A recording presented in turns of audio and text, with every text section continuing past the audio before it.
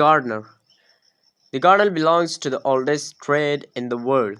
The Bible says that when God made the first man and woman, Adam and Eve, he put them into a beautiful garden he had made he had made in Eden to care for it and look after it.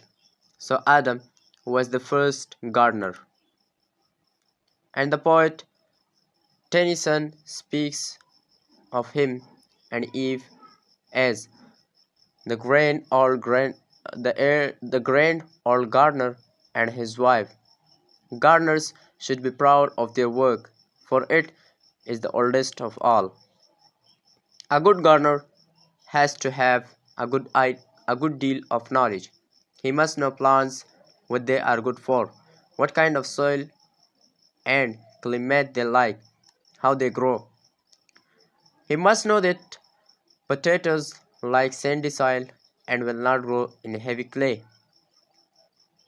that roses like clay and will want a lot of water, that other plants must be kept dry. And soon he must also know a lot about soil and how to mix them to suit different plants. And he must know the different kinds of manures and how and when to use them. He has to study the habits of different plants, for if he treats them all alike, some will be sure to die.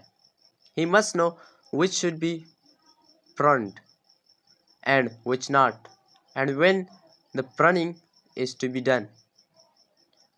He must know the seasons of the year, when to sow, when to expect the flowers, and when the fruit, and he must know something of the science of the weather, or his plants may be killed by frost if they are not sheltered, dried up by the hot sun, or rooted by too much rain.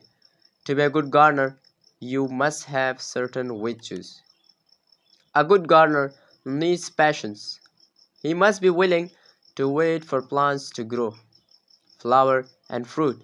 It is no use digging up your plants every day to see how they are growing.